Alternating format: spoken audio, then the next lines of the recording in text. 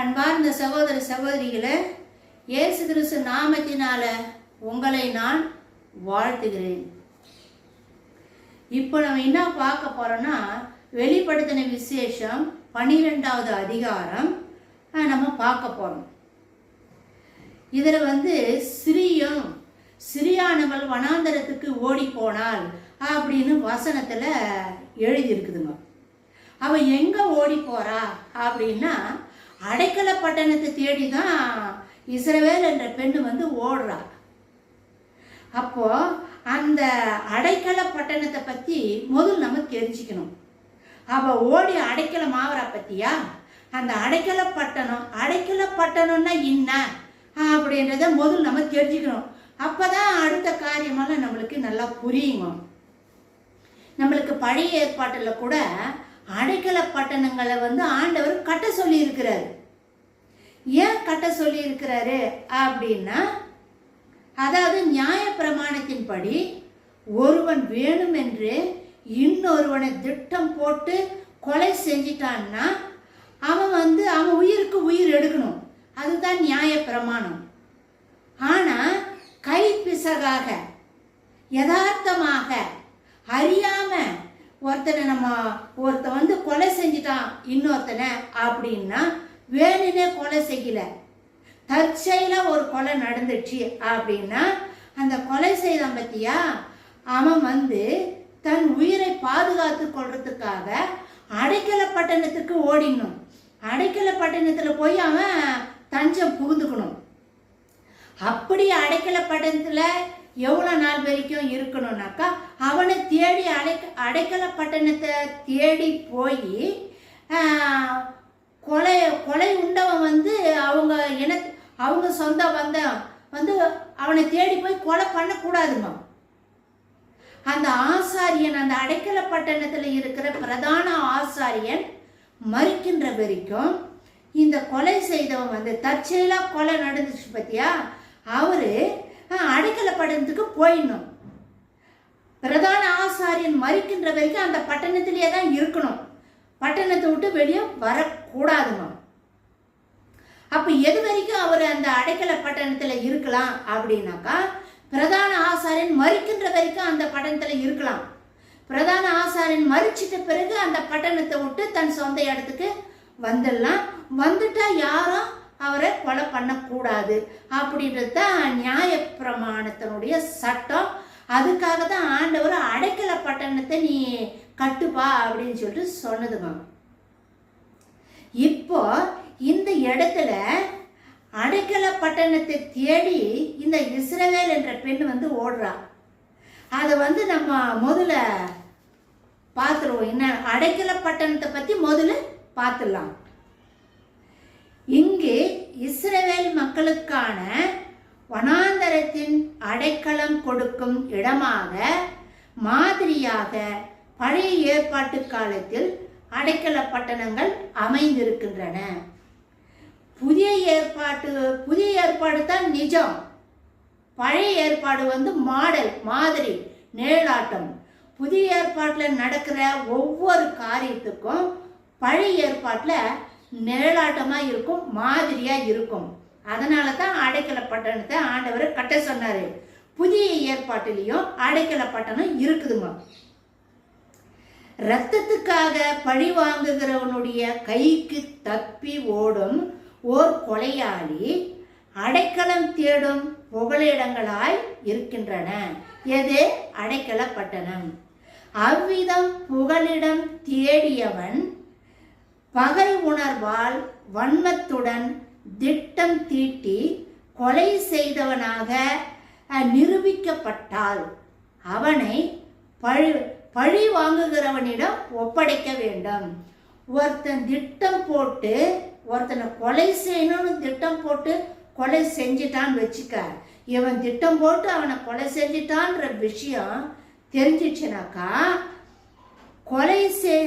பழி வாங்குறவங்கிட்ட நிரூபிக்கப்பட்டால், கொலை செய்தவனாக நிரூபிக்கப்பட்டால் அவனை பழி வாங்குறவங்கிட்ட ஒப்படைக்கணும். இப்போ கூட நம்ம உலகத்துல உலக பிரகாரமா தவறு செஞ்சிட்டவங்களை கோர்ட்டில் தானே கொண்டு போய் நிற்க வைக்கிறாங்க. கோர்ட்டு தான் தீர்ப்பு கொடுக்கும், கோர்ட்டுக்கிட்ட தான் ஒப்படைக்கணும் அப்படின்றது உலக பிரகாரமான சட்டமா. அதே மாதிரி தான் பழி யாரு ஒருத்தன் கொலை செஞ்சானோ கொலை உண்டவங்கிட்ட இந்த கொலையாளியை கொண்டு போய் ஒப்படைக்கணும். திட்டம் போட்டு செஞ்ச கொலையா இருந்தா தான் ஒப்படைக்கணும். கொலையாளி தெரியாமல் முன்பின் சிந்திக்காத நிலையில் கொலை செய்தவனாக ஒருவன் இருந்தால் அவனுடைய ஜீவன் காப்பாற்றி கொள்ள அடைக்கல பட்டணம் ஓடிவிட வேண்டும். அந்த அடைக்கல பட்டணத்தில் உள்ள பிரதான ஆசாரியன் மரிக்கின்ற வரைக்கும் அந்த கொலையாளி அங்கேயே இருக்க வேண்டும். அடைக்கல பட்டணத்து பிரதான ஆசாரியன் மரித்த பின்பு கொலையாளி தான் சொந்த இடத்துக்கு வந்து விடலாம். வந்த பிறகு அவனை யாரும் கொலை செய்ய கூடாது. புதிய ஏற்பாட்டிலும் இது பழைய ஏற்பாடு. இப்ப புதிய ஏற்பாட்டிலும் இவ்விதமான அடைக்கலம் தேடி ஓடும் ஓர் வகுப்பினரை நம்மால் பார்க்க முடிகிறது. ஒரு கூட்டம் இந்த மாதிரி அடைக்கலத்தை தேடி ஓடுதான். அதை நம்ம புதிய ஏற்பாட்டில் பார்க்கிறோம். இந்த வகுப்பினரை தொடர்ந்தவனாக இரத்தத்துக்காக பழி வாங்குகிற ஒருவன் உள்ளான் என்பதை நாம் நிச்சயமாக நம்பலாம். கொலை செய்த கூட்டம் ஒன்று இருக்குது, கொலை பாதகத்துக்கு உரியவங்க இருக்கிறாங்க, அவங்கள தெரிஞ்சிட்டு போற ஆளும் இருக்கிறாங்கன்றது பழைய ஏற்பாட்டில் நம்மளுக்கு நல்லா தெரியுது. அது யாருன்றதை பார்க்கலாம். அவ்விதம் ஓடுகிறவர்களும் கொலை செய்த குற்றவாளியாகத்தான் இருக்க வேண்டும். ஓடுறாங்க பற்றி அடைக்கல பட்டணத்தை தேடி ஓடுறான் பார், அவன் கண்டிப்பா கொலைக்காரனா தான் இருக்கணும். அதனால தான் அடைக்கல பட்டணத்தை தேடி ஓடுறாங்க. புதிய ஏற்பாட்டில் யூத குலத்தாரை இவ்வகுப்பினராக நாம் பார்க்கலாம். யூதர்கள் தான் இந்த புதிய ஏற்பாட்டில் கொலையாளிகள், கொலை செய்த கூட்டத்தார், கொலை செய்த வகுப்பினர் அப்படின்னு பார்க்கிறோம். ரோம அதிகாரிகளால் இயேசுசாமி சிலுவையில் அறையப்பட்டு இருந்தும் யூதர்கள் அக்குற்றத்தை ஏற்றுக்கொண்டு அவரது இரத்தப்பழி எங்கள் மேலும் எங்கள் பிள்ளைகள் மேலும் சுமரட்டும் என்று சத்தமிட்டு கூறினார்கள் என்பதை மத்தேயு எழுதின சுவிசேஷம் 27வது அதிகாரம் 25வது வசனத்துல நம்ம இதை பார்க்கிறோம். யூதர்கள் திட்டம் போட்டாங்க இயேசுவை கொலை செய்து ஆகணும்னு சொல்லிட்டு. ஆனா யூதர்களால கொலை செய்ய முடியாது. ஏன்னா அந்த தேசத்தை ஆளுகை செய்யறவங்க ரோமர்கள் தான் ஆளுகை செஞ்சுட்டு இருந்தாங்க. ரோமர்கள் தான் இன்னொருத்தனுக்கு மரண தண்டனை கொடுக்கணும், கொலை செய்யக்கூடிய அதிகாரம் ரோமர்களுக்கு தான். அதனால யூதர்கள் கொலை செய்யல. ஆனா மரணத்துக்கு திட்டம் போட்டு மரணத்துக்கு உண்டான காரணத்தை சொல்லி இயேசுவை கொலை செஞ்சே ஆகணும்னு சொல்லிட்டு திட்டம் போட்டு பிலாத்துக்கிட்ட போய் சொன்னதை யாருன்னா யூதர்கள் தான். அப்போ பிலாத்து சொல்றான், இந்த மனிதன் கிட்ட நான் எந்த ஒரு குற்றத்தையும் நான் பார்க்கல, இவர் ஒரு நீதிமானா இருக்கிறாரு, அதனால நீங்க சொல்றதுனால தான் இவரை சிலுவையில அறையத்துக்கு நான் ஒப்பு கொடுக்கிறேன். இந்த நீதிமானுடைய இரத்தப்பழி என் மேல வரக்கூடாது அப்படின்னு சொல்லி தண்ணி எடுத்து எல்லாருக்கும் முன்னாடியே கை கழுவிட்டான். யாரு? பிலாத்து. ஆனா யூதர்கள் என்ன சொன்னாங்க, இவனுடைய இரத்தப்பழி எங்க மேலையும் எங்க பிள்ளையின் மேலையும் இருக்கட்டும் அப்படின்னு சத்தம் போட்டு சொன்னாங்க. அதனால தான் இயேசு கிறிஸ்துவை கொலை செய்ததனால இயேசு கிறிஸ்துவனுடைய இரத்தத்தினால உண்டான அந்த பழி, அந்த இயேசு கிறிஸ்துவின் இரத்தத்தினால வந்த சாபம் யூதர்கள் மேல வந்து விழுந்தது. ஏன்னா இவங்க தானே திட்டம் போட்டு கொடுத்தாங்க பிலாத்துக்கிட்ட கொலை செய்யணும்னு சொல்லிட்டு. அப்போ கொலைக்காரியா கொலை செய்யலனா கூட அவன் கை கழுவிட்டான் பிலாத்து. ஆனால் இவங்க அந்த ரத்த பழி எங்கள் மேலே இருட்டுன்னு சொல்லிட்டாங்க. அப்போ இவங்க அந்த ரத்த பழி இப்போ இவங்க மேலே வந்துடுச்சு. திட்டம் தீட்டி நிறைவேற்றின ஓர் கொலைபாதகம் என்று தீர்ப்பு கூற முடிகிறது.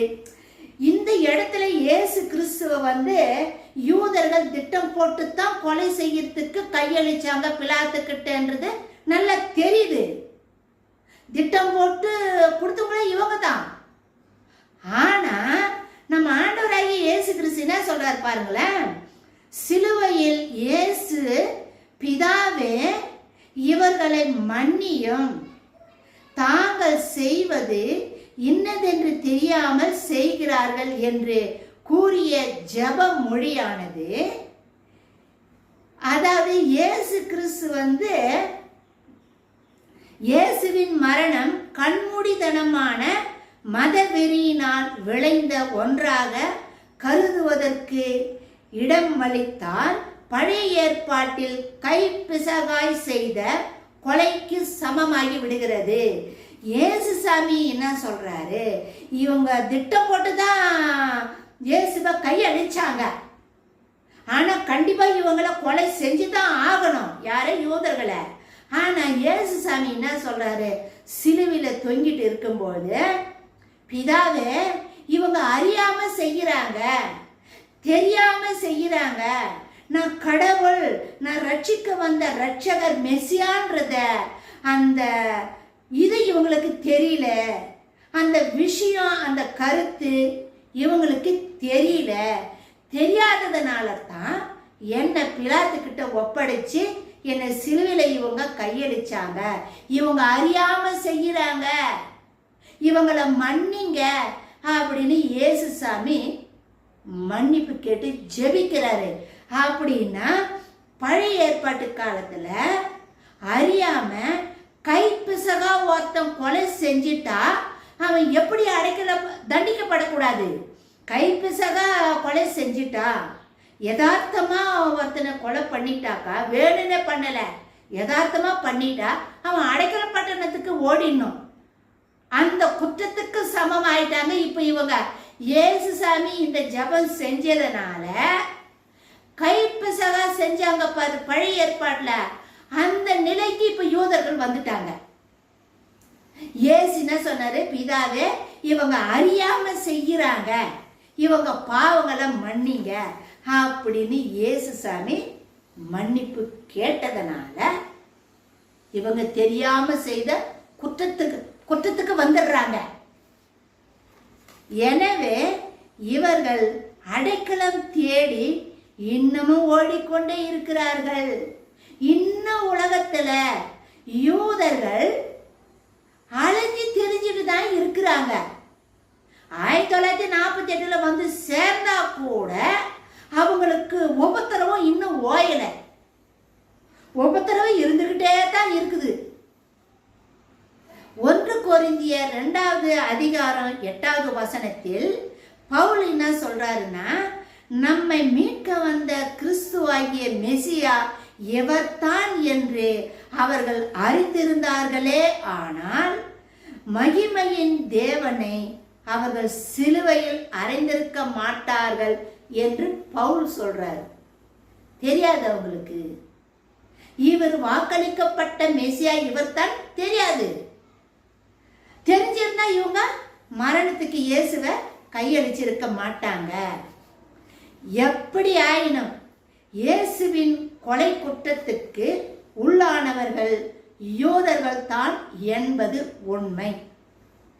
இயேசுவை கொலை செய்த குற்றவாளி யாருன்னா யூதர்கள் தான்.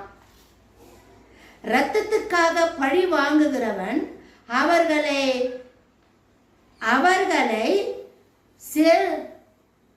அவர்களை எதிர்த்து தேசமாக விரட்டி கொண்டிருக்கிறான். இன்னமும் இயேசு கிறிஸ்து இரத்தத்தினால உண்டான அந்த பழியானது யூதர்களை விரட்டிக்கிட்டே இருக்குது. யூதர்கள் கொலை செய்த குற்றவாளிகள். இவர்களின் இரத்தத்துக்காக பழி வாங்குகிறவன் யார்? யூதர்கள் கொலை செய்த குற்றவாளி தான். அப்போ இந்த கொலை செய்தவங்களை பழி வாங்கணும் இல்லையா? இன்னொருத்தன் பழி வாங்குவான். அப்ப அந்த பழி வாங்குகிறவன் யார் அப்படின்னா அந்தி கிறிஸ்துவே பழி வாங்குகிறவனாக இருக்கிறான். தேவன் இஸ்ரவேல் மக்களை 40 வருடங்கள் வனாந்தரத்தில் வைத்து பராமரித்து போஷித்தார். இதே வனாந்தரத்தில் எந்த இடத்துல 40 வருஷம் அவங்கள வச்சு போஷித்தாரோ அதே வனாந்தரத்தில் உபத்திரவ காலத்தில் இரத்தத்துக்காக பழி வாங்குபவனாய் இவர்கள் பின்தொடரப்பட்டு விரட்டி அடிக்கப்படும் பொழுது தேவன் அவர்களுக்கு ஓர் அடைக்கல ஸ்தலம் கொடுக்க போகிறார். இப்படி உபத்திரவ காலத்துல அந்தி கிறிஸ்து யூதர்களை விரட்டி அடிக்கும் போது, ஏன்னா அந்த இரத்த பழி அவங்க மேல இருக்குது. இயேசுவை கொலை செய்ததனால அதனால உண்டான இரத்த பழி அவங்க மேல இருக்கிறதுனால அந்த இரத்தத்துக்கு பழி வாங்குகிறவன் யார் அப்படின்னா அந்தி கிறிஸ்து தான் பழி வாங்குகிறவன். அதனால தான்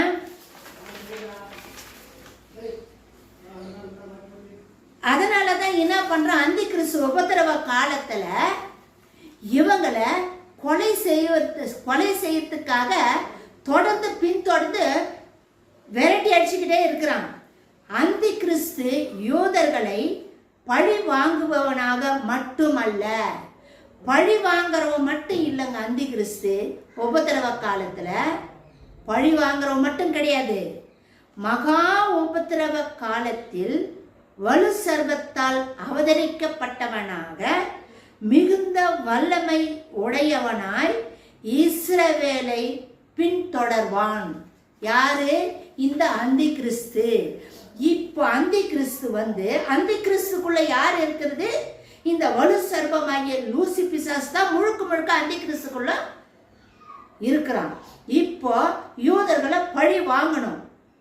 நிறைய பேர் சென்ற நிகழ்ச்சியிலலாம் நம்ம பாழாக்கும் அருவருப்பை தயவு செய்து பார்க்காதவங்கலாம் பாருங்க. கொஞ்சம் பேர் தான் அந்த நிகழ்ச்சியை பார்த்துருக்குறீங்க. அதை பாருங்க, அதை பார்த்தா உங்களுக்கு நல்லா புரிஞ்சிடுமா. அந்தி கிறிஸ்து இந்த உலகத்தில் இருக்கிற யூதர்கள்ல 3/2 பகுதி பேரை கொலை செஞ்சுட்டான். மிச்சம் இருக்கிற ஒரு பகுதி, அந்த ஒரு பகுதி தான் இது இஸ்ரவேல் மக்கள் தன் உயிரை பாதுகாத்து கொள்றதுக்காக அடைக்கலம் தேடி ஓடுறாங்க. தன் உயிரை பாதுகாத்து கொள்றதுக்காக எங்க ஓடுறாங்க? அடைக்கல பட்டணத்தை தேடி ஓடுறாங்க. அந்த அடைக்கல பட்டணத்தை பத்தி தான் இப்போ நம்ம பார்த்தோம். இப்போ அடுத்த வீடியோவில் இந்த இஸ்ரவேல் என்ற ஸ்திரீயினுடைய உபத்திரவம் எந்த அளவுக்கு வலு சர்வம் அந்த அந்தி கிறிஸ்து உபத்திரவம் கொடுப்பான், இவன் எங்க ஓட போறா, யாரு இந்த இஸ்ரவேல் என்ற பெண் எங்க ஓட போறா அப்படின்ற நிகழ்ச்சியை நம்ம அடுத்த வீடியோவில் பார்க்கலாம். இப்போ நான் பேசிட்டு வர இந்த செய்தியானது பைபிள் இருந்து தான் நான் பேசுறேன். நான் வெளியில இருந்து எந்த ஒரு புஸ்தகத்தையும் படிச்சு நான் செய்தி கொடுக்கல. நானும் முழுக்க என்னுடைய வேதாகமத்தை பைபிளை படிச்சு தான் உங்களுக்கு நான் செய்தி சொல்றேன். அதனால தயவு செய்து மற்ற பிற மதத்தை சேர்ந்த சகோதர சகோதரிகள் இந்த வீடியோவை நீங்க பார்க்குறீங்க, பாருங்க, சந்தோஷம். நான் வேணான்னு சொல்லலை, நீங்களும் இந்த கருத்தை தெரிந்து கொள்ளுங்க. ஆனா முழுக்க என்னுடைய செய்தியானது கிறிஸ்துவ மக்களுக்கு தான் இந்த செய்தி. ஏன்னா வெளிப்படுத்தின விசேஷன்றது ஒரு கவிதை வடிவில் எழுதியிருக்கிற புஸ்தகம். அந்த புஸ்தகத்தில் இருக்கிற அர்த்தமெல்லாம் எடுத்து வெளியே சொல்லணும் அப்படின்னா ஆண்டவருடைய கிருபை, கடவுளுடைய அருள் இருந்தாதான் இந்த விஷயத்தை எடுத்து பேச முடியும். ஏன்னா அவர் அந்த அருளை கொடுக்கிறாரு. அந்த வரத்தை கொடுக்கறதுனால தான் இதில் இருக்கிற கருத்தை எடுத்து வெளியே சொல்ல முடியுது, டீச் பண்ண முடியுது. அதனால என்னுடைய செய்தியானது முழுக்க முழுக்க கிறிஸ்தவ மக்களுக்கு உரிய செய்தி. ஏன்னா நிறைய பேருக்கு இந்த வெளிப்படுத்தின விசேஷம் புஸ்தகமானது படிக்கும் பொழுது தெரியல, எனக்கு புரியல அப்படின்னு சொல்றாங்க பத்தியா, அவங்களுக்கு உண்டான செய்தி. நிறைய பேர் இந்த வெளிப்படுத்தின புஸ்தகத்தை படிக்க மாட்டாங்க, புரியலன்னு விட்டுட்டு மற்றதுக்கு போயிடுவாங்க. அதனால தான் ஆண்டவர் எனக்கு தரிசனம் கொடுத்து அழைப்பு கொடுத்து இதை பேசுன்னு சொல்லி சொன்னதுனால வெளிப்படுத்தின விசேஷ புஸ்தகத்தை நான் பேசிட்டு வரேங்க.